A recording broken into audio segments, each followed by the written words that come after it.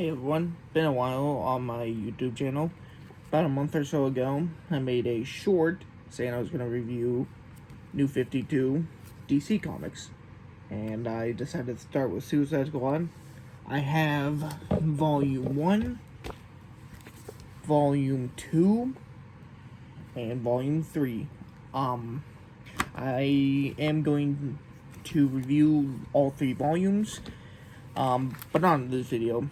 I figured I'd just give this a test run, review the first volume, which is what I have here. Name of the volume is Kicked in the Teeth, and this is basically the origin, well, not really origin story.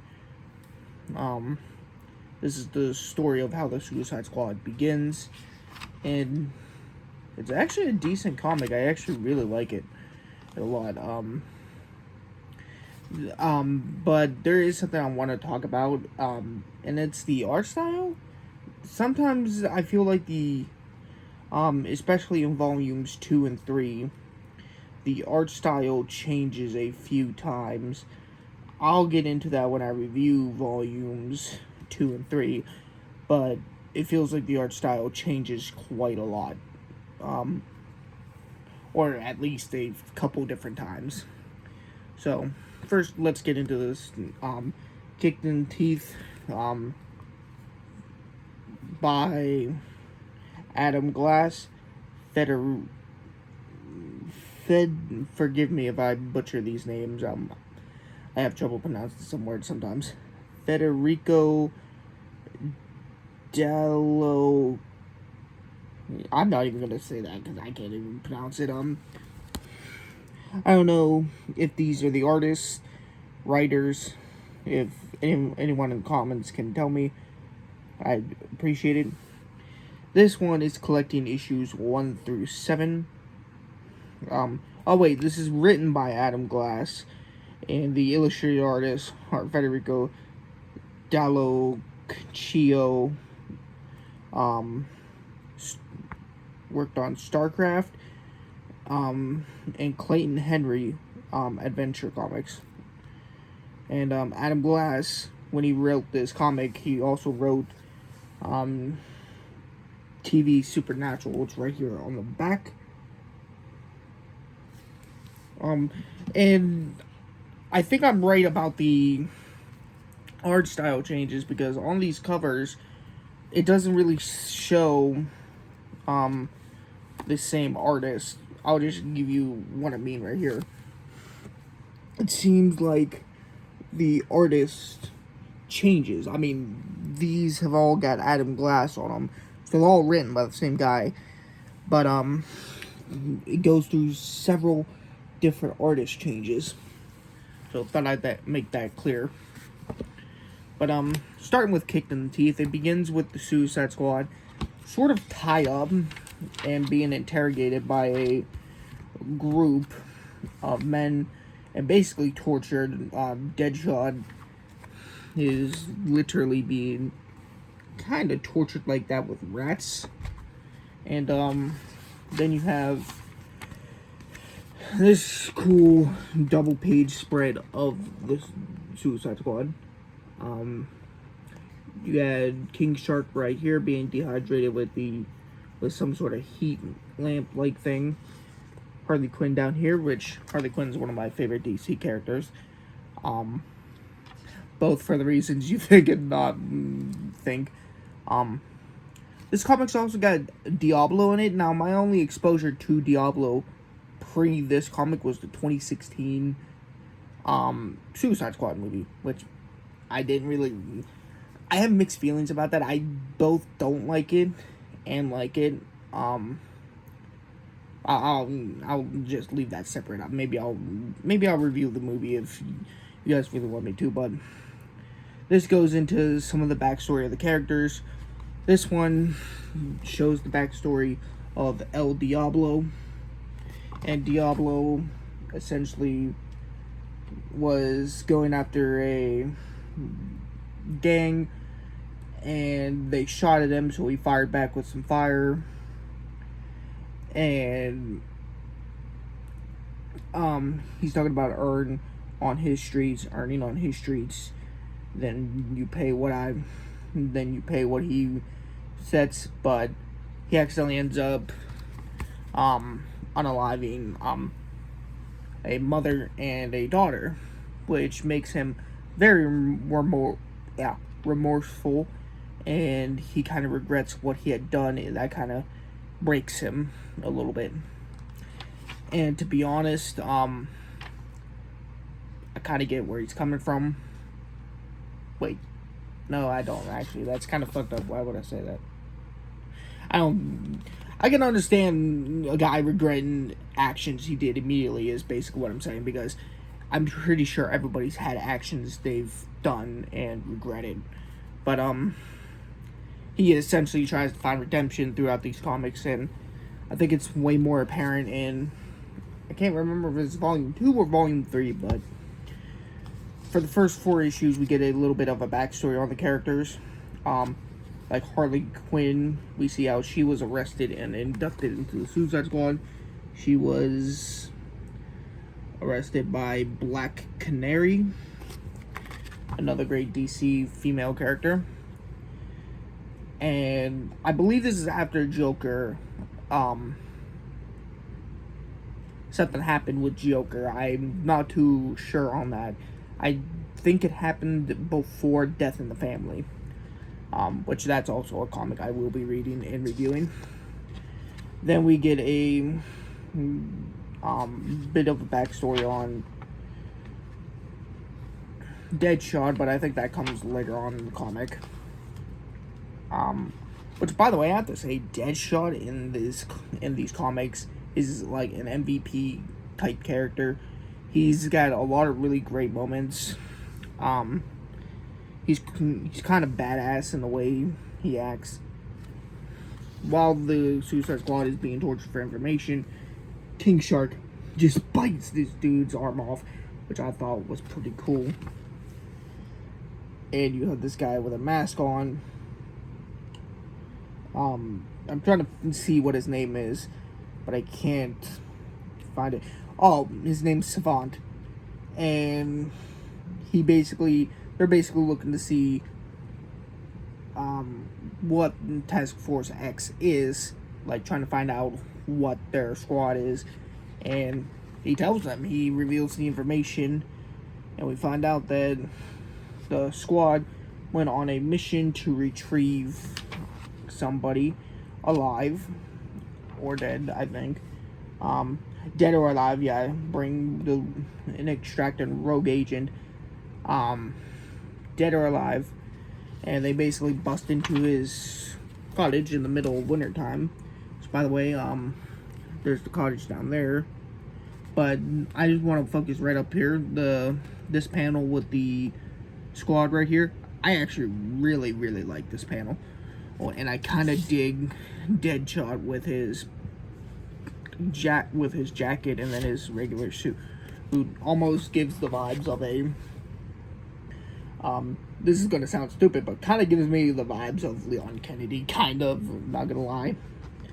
But they get in here, they basically do the second part of Dead or Alive with the guy, but turns out he had a bomb strapped to him, and just kaboom, the whole like place blows up. And that's when the Suicide Squad is captured, and Savant is kind of dragged off, yelling, "I'm sorry, help me." And then the Suicide Squad's gathered up.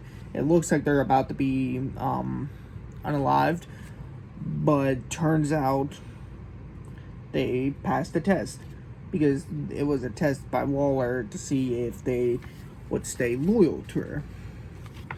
So throughout this comic, it's basically them going into a stadium infected with some sort of virus that turns people into crazy, like, zombie, like, type things, and I will show you that in a minute. Diablo, I want to say, doesn't want anybody to die or get killed.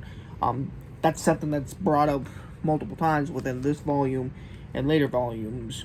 Well, this volume and second volume, he kind of changes a little bit throughout the series, but in this volume at least, he wants to try and avoid that as much as possible. But they enter the stadium. You get this nice double page spread of them. Pretty cool.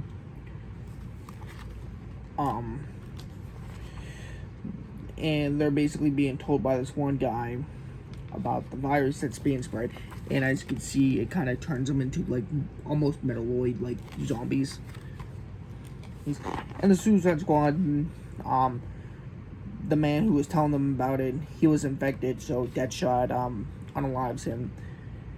And then he gets back up. Voltaic, I know his name's spelled Voltaic.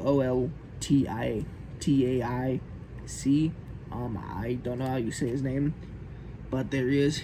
He kind of takes out the zombie version of the guy. You also got Black Spider down there, which I never even knew this character existed before reading this comic, so it was interesting learning about him. From here, they sort of split up and get separated and have to fight their way through these zombie-like people who are turning into machines, which there's one right there. You get a gnarly panel with Harley and her mallet. And one thing I will say about this comic, really like the designs of these characters. I like how, rather than King Shark being a great white like he is in the movies, I like how he's a hammerhead, because he's a hammerhead shark in here. I was looking up at my shelf because I have a King Shark action figure from the movies, but he's kind of blocked off right now. But yeah, the characters get separated. Harley's with Diablo, and they kind of battle their way through a crap ton of these metal-like zombies, and Voltaic just electrocutes a crap ton of them, while King Shark just munches down on them like it's a bedtime snack, which I'm not gonna lie is pretty damn cool. And Diablo, while him and Harley surrounded, he kind of takes a lot of them out like that.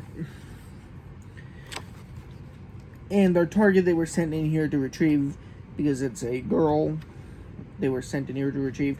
I'm not going to show this next panel. I will show it in a minute, a different version. But they were sent in to retrieve this one girl, which is her. They were sent in to retrieve her because she's pregnant, and her child essentially holds a cure for the virus. So they go on ahead. She kind of mutates into this crazy monster-like thing, and they all like basically fight it and kill it, but Deadshot's able to save the baby in time.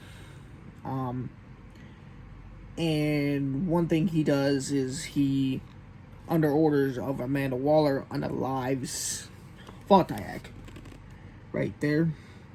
He does that so it looks like it was just a supervillain attack, because the government doesn't want like knowledge of this virus spreading in this comic, so they kind of leave Voltaic there to make it look like it was a villainous attack, which honestly on Waller's part, it is really messed up, but in some ways it's kind of smart. It's messed up, but it's really smart in her ways. But then again, Waller's a really messed up character. Sometimes she is, sometimes she's not. But Deadshot escapes. He's kind of infected with the virus, or at least seems to be. Some apparently got into his mouth of the blood of an enemy. And then we cut to the next issue where... Oh yeah, by the way, before we talk about that, these pages are really smooth. We get a cover art of each issue. So issue 1 is right there. Well, issue 2. Issue 1's cover was basically the cover of this volume. Really like Harley Quinn's design in this comic. I really like the red and blue she's got. But the issue basically starts off with this page with the Suicide Squad being attacked. And then we cut to the Suicide Squad basically flooding the room with poison. Well, not poison, gas. And if any shots fired, it basically put the whole thing up in flames. Then we get a little bit of a transition period where it's 2 hours earlier. And all the characters are just preparing their duties, getting dressed in civilian clothes, and trying their best to fit in until they're extracted by Waller. And in this comic, I'm not going to show this next part, but I will say it. Basically, how do I describe this without this video being flagged? Deadshot gets lucky with Harley Quinn. That's all I will say about this. Which, not gonna lie, lucky bastard. We get to see Harley talk with Deadshot after he talks with Waller about the cure and getting what he wants. And then that's when a group of people approach them in the next page. By a guy named Mad Dog, which, again, this will really show my knowledge of DC Comics. I don't know who Mad Dog is. So, if anyone knows if he was introduced in the New 52 or if he was an original character before the New 52, please let me know. I'd appreciate it. But we essentially get to see him and his goons attack Deadshot and Harley.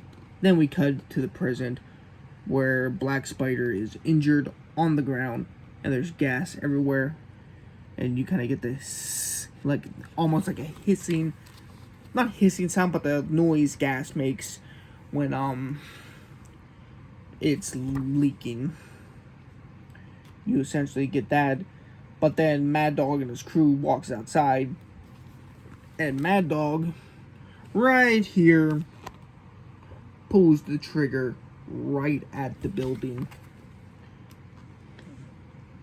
And as they're trying to escape, and we get this huge explosion shot with Harley surviving, and I believe everyone else survives except Mad Dog's crew.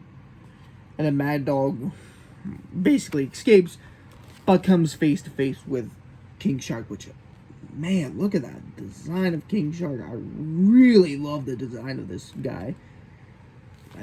King Shark is just awesome in so many ways. In terms of design, his personality, it's almost childlike at first, but it changes. They gather Diablo, and Harley agrees to help Diablo carry Black Spider, so no one's left behind. And after they carry him to the helicopter, where medics will be.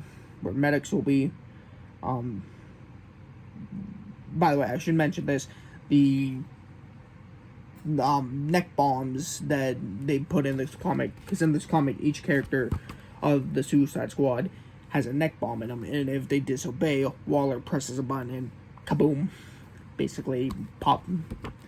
And their timers were already running low and were about to go off, but they get reset, and Captain Boomerang joins the team, and Yo-Yo. And I'm just gonna say this: Captain Boomerang was one part I really loved about the Suicide Squad movie, and I do have some knowledge of Captain Boomerang and other forms of media. He's kind of a funny Canadian guy.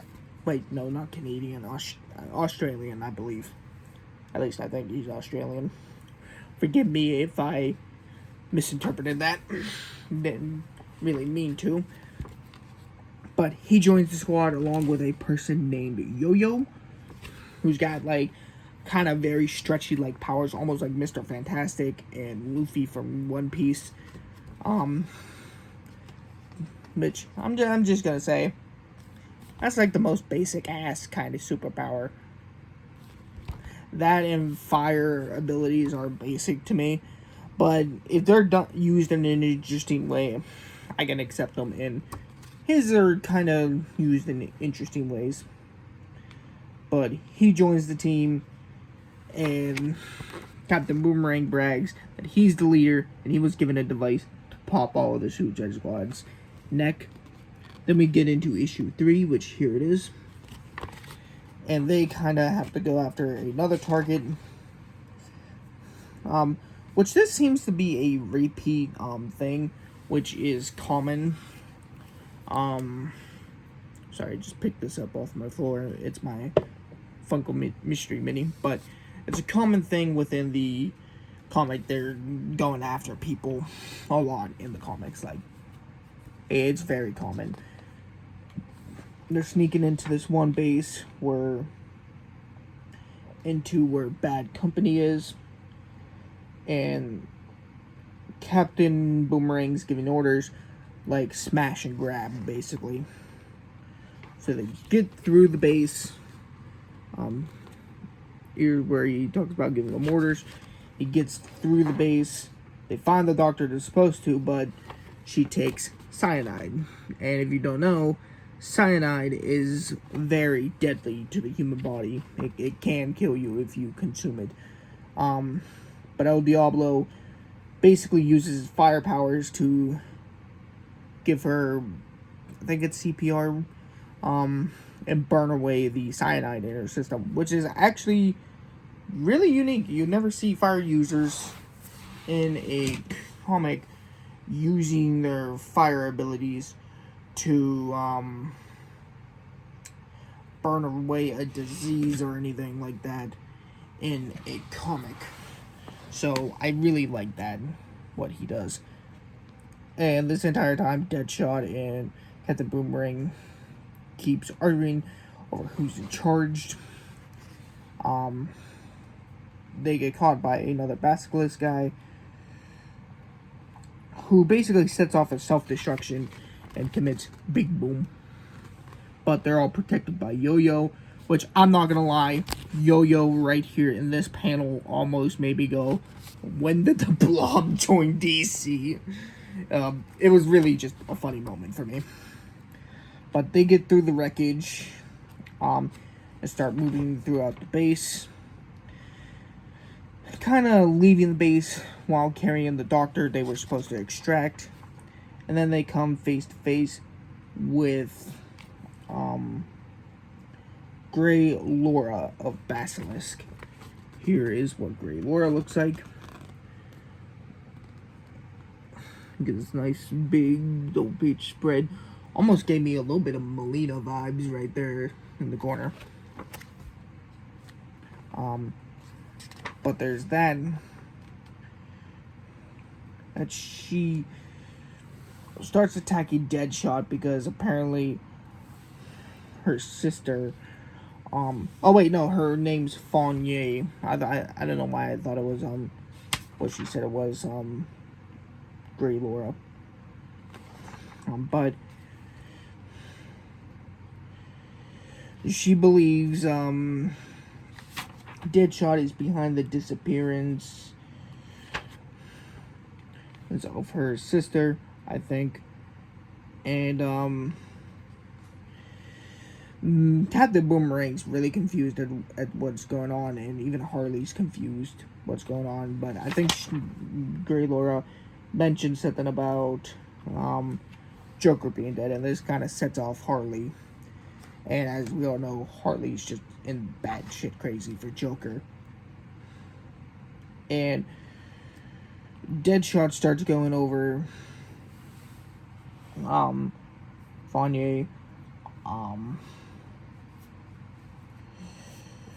He basically sets it up by saying Fonye was the one who got killed by my guy, Captain Boomerang. And this is basically another setup for Waller. And this kind of gets him pissed. So he clicks the button to pop all the Suicide Squad's heads. But it doesn't work because Waller wasn't that stupid. She wouldn't trust Captain Boomerang with that. And because it doesn't work, Deadshot shoots his hand after he pulls out a boomerang. You can kind of see right there.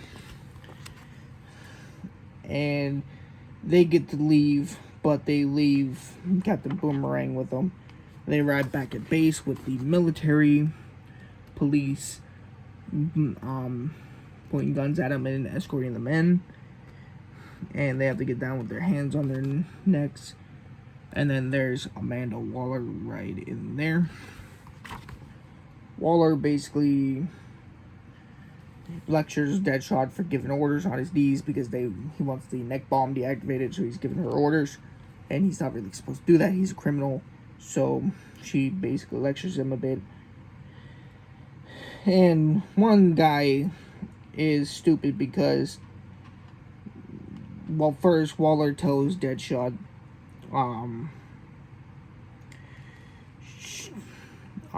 she's knocking off 30 minutes on the clock. He's working off his life sentence, and she says the way she sees it, she's got a Deadshot on his knees for the next 5 years. And Deadshot kind of hates this. And then a doctor deactivates Harley's neck bomb, which, first of all, Harley Quinn, if you know her, and with Joker being mentioned that he's dead in this comic, or that he's alive, I think, you don't do that, because then that just creates problems. And he basically gets lectured for breaking protocol, and she's immediately taken to a cell, and everyone else is locked up in a cell together. As you can see, so all of them are right there. Yo-Yo, King Shark, El Diablo, and Deadshot. All of them are basically talking, everything.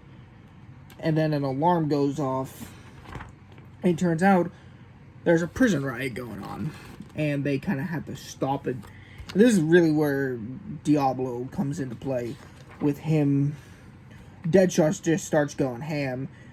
Like, as you can see right here, he just starts going ham. Like, blam, blam, blam, blam. Like, 9 different people at the same time. Like, Deadshot really pops off in this comic.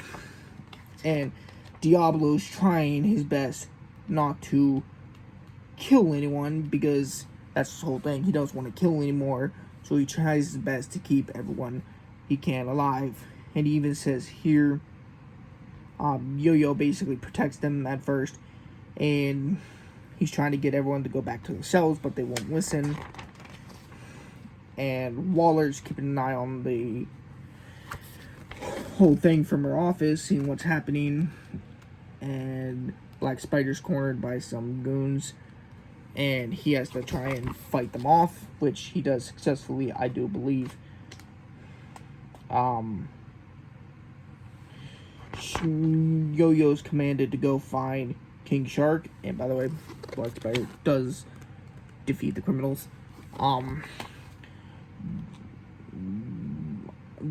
Deadshot goes to find the clock tower. Well, not clock tower, sorry, I got Resident Evil on my brain.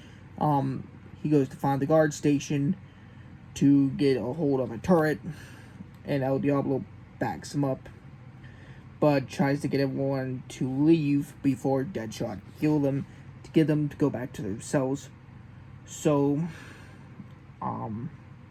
they don't all die. But they kind of beat the hell out of El Diablo and kind of knock his ass out. And Waller's right here as Yo-Yo goes to find King Shark and get him up and ready for a mission. But it's here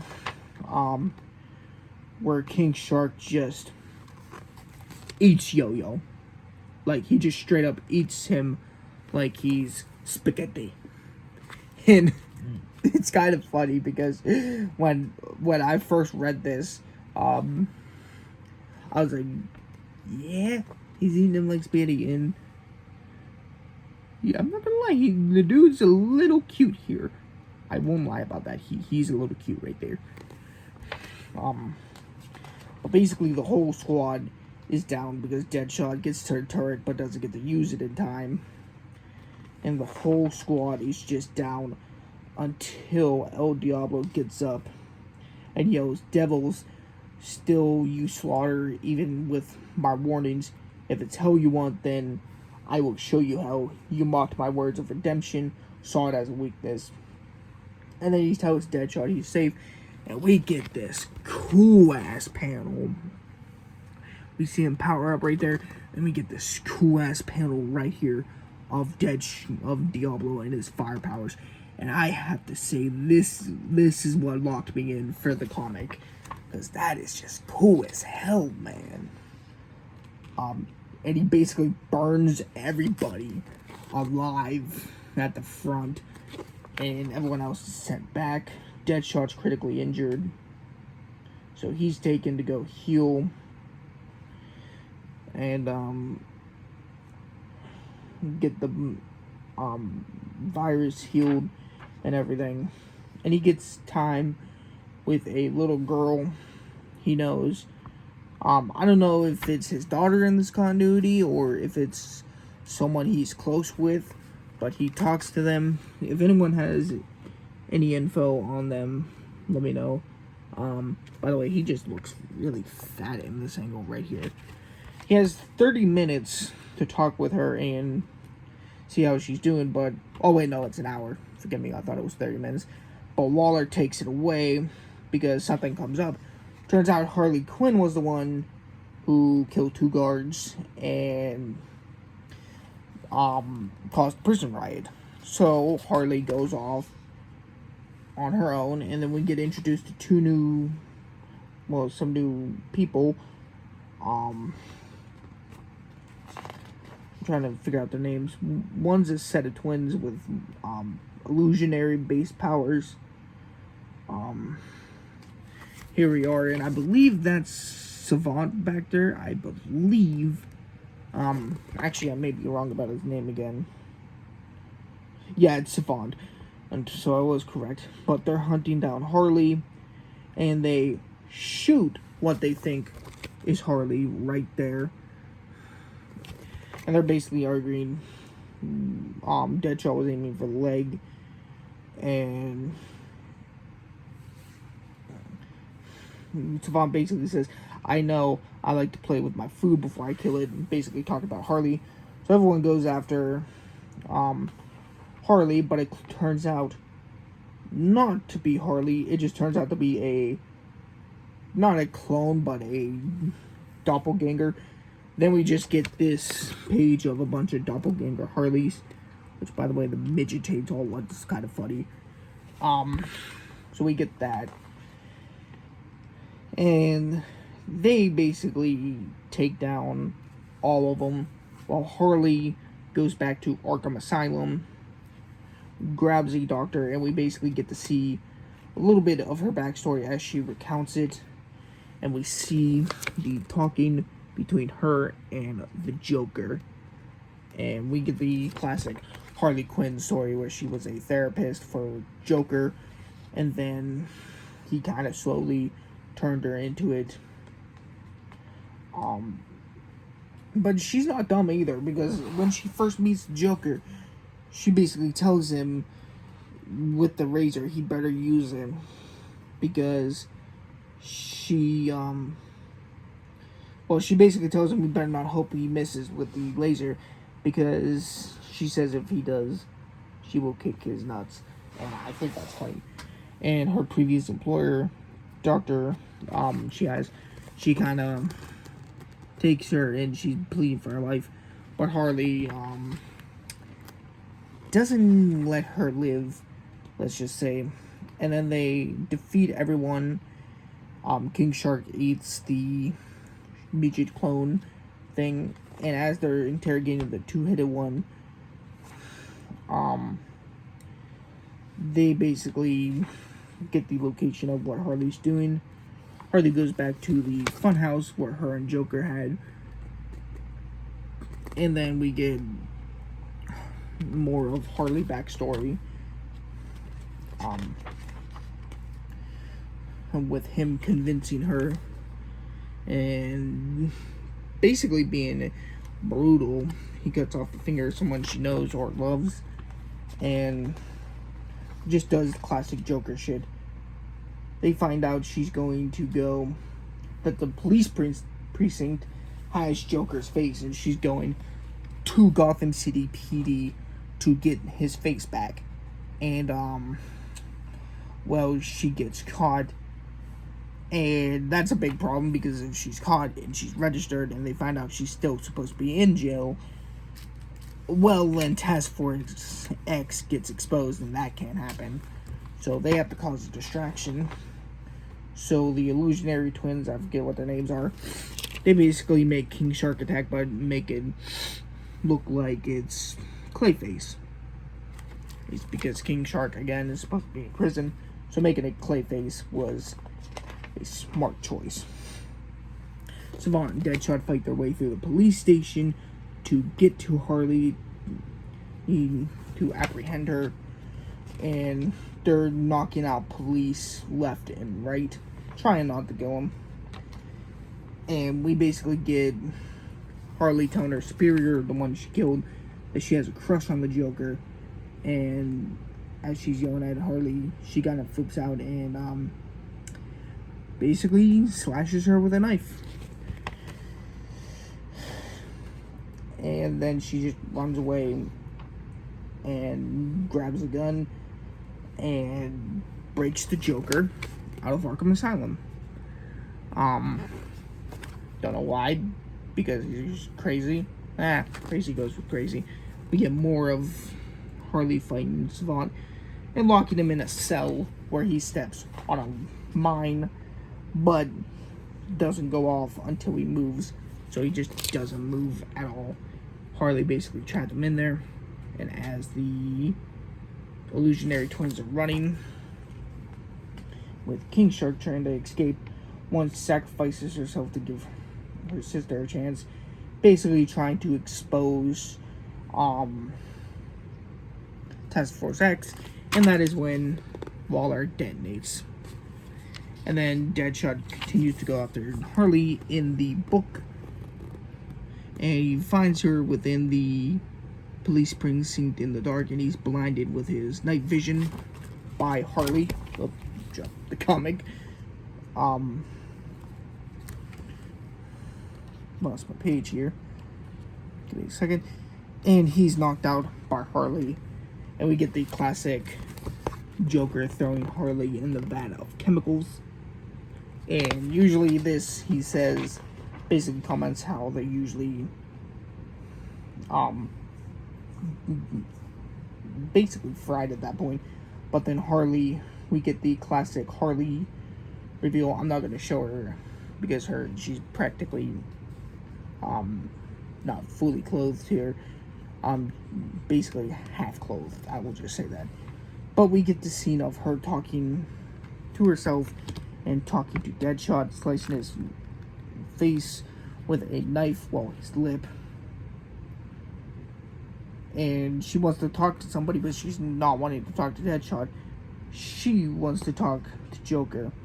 And she basically takes his face, places it on Deadshot's face, which is something he tries to resist, but she isn't having it. And she basically starts talking to the Joker's face, and Deadshot's kind of going along, talking with it just so he can get close to her. And she gets close to him and basically kisses him, and then you just get a shot where Deadshot up close shoots her. She coughs up blood, and the volume ends with her on the ground and Deadshot still tied up.